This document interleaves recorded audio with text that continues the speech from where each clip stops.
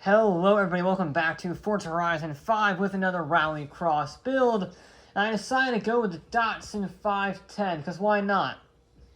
You know, we hadn't had a car like this in a while. We haven't really had a car like this since, I guess, technically the Forsberg, but that was the only Japanese car, unless you count the Civic base. So yeah, Datsun 510, a criminally underrated vehicle, and it has a body kit. But she uses bigger tires, and we want that. We'll get to the engine later. We will definitely need an engine swap. Okay. I also hold off on that. That might actually help us if we keep that there. We want the rally tires. We're still in D class. 255 fronts, not great. 275 rears, also not great. We want...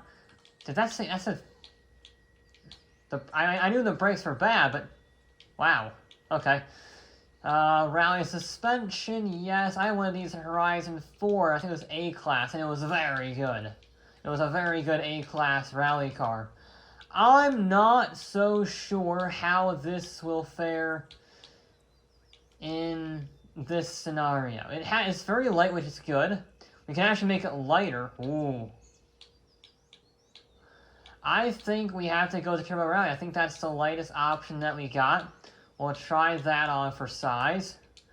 Will it be powerful enough? I don't know. Yep, it definitely will. Alright, so if we do that and then take off, I guess, a little bit of weight reduction. That's a little too much. I don't really want to take any of that off. What if I... That increases PI. That probably doesn't help. Okay, what we're going to do is we're going to take that off. Put that there. That, and then that. That's better. That works. We can do that. Take you off. Take you off. And then just start piling this stuff on, pretty much. It's not going to be at the absolute class limit, but being 2 PI points is not bad. Keep in mind that the Miura that came second in the Baja builds was significantly down on the PI scale, so only 2 PI off of the 510, 580 horsepower, 600 foot-pounds of torque, less than 2,000 pounds. This could very well be the break that we need. Or it's going to be a disaster. Either or.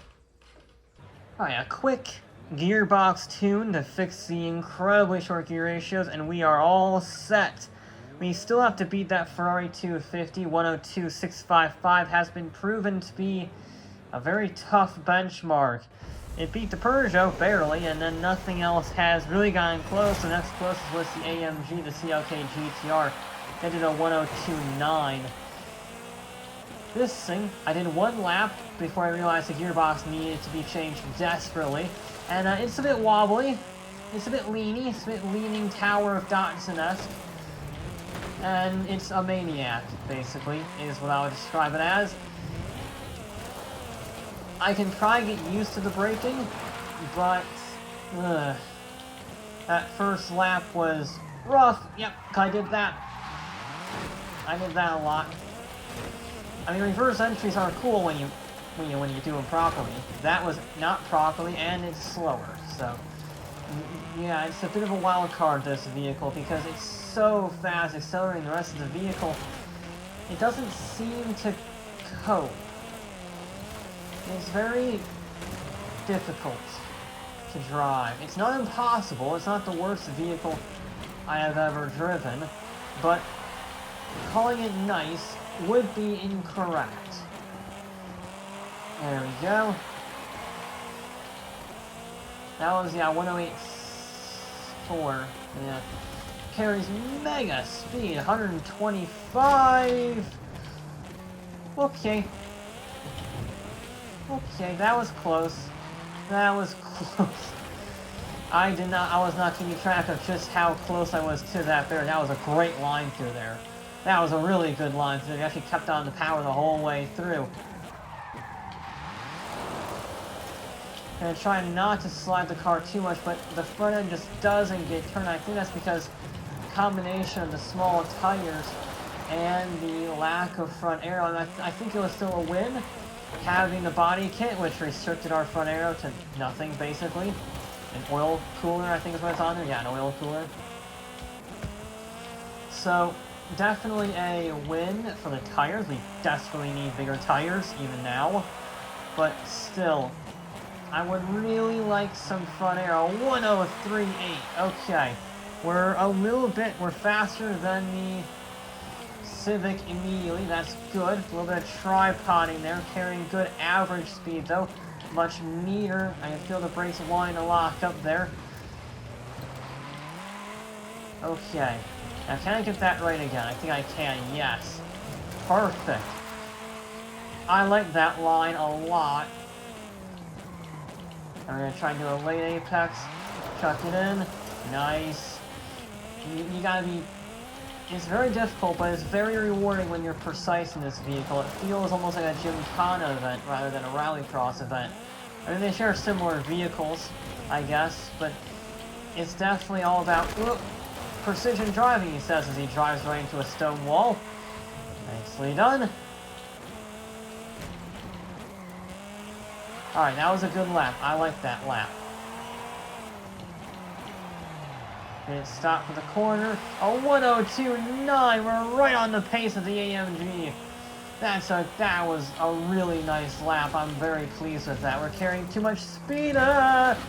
Okay. Yep, that's the second vehicle to properly fall off there after, I think the MG fell off there as well.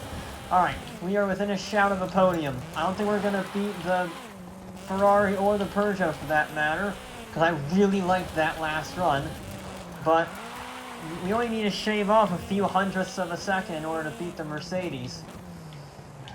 And I think the Datsun 510 could be a giant slayer once again if I can just get it more under control, more precise later on the brakes. Because I'll be honest, that run was pretty much perfect. I don't have any major complaints of that third lap. I had every corner dotted, every T crossed. That was nice. But there's always room for improvement. You never have a perfect lap. I didn't get stuck there. I guess that's a positive. That's not how you start a good lap, though. That's not how you start a good lap. It'll give us a great exit down here, but I'm going to be buzzing the limit because I don't really want to shift up. 126. I locked up. God damn it. Yep.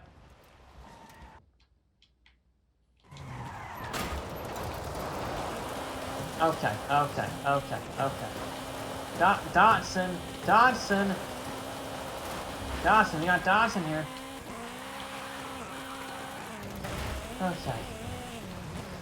Alright, the first half of this car was amazing. The second half, not so much. Not so much with the 510. It is a bit unpredictable. That's probably the best thing I can say about it, is that it is a true wild card. You don't really know what it's going to do next. It's a bit too soft on the suspension, and it's a bit too fast for its brakes, and it's a bit too fast for its tires, really. So, it's got the power-weight ratio, but it doesn't have the grip. The Mercedes got all of its speed through cornering, and the Ferrari was a bit of a mix. The thing that made the Ferrari and the Peugeot so quick is that they had a good mix of cornering, lightweight, and speed. This thing has very lightweight and very much speed, but it has no handling. None whatsoever. So, sure, you can get a perfect lap if you're, 110% perfect, but if you're just a little bit off, it spits you into the wall and then you're done. Yeah, I think a 102.98 is going to be our best, especially after that chicane section, yeah. 102.9, that will put us in 4th place then.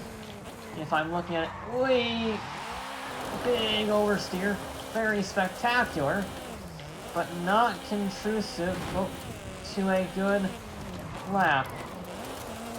And I guess it is rather fitting. Japanese JDM, drift car. This is a very common drift car.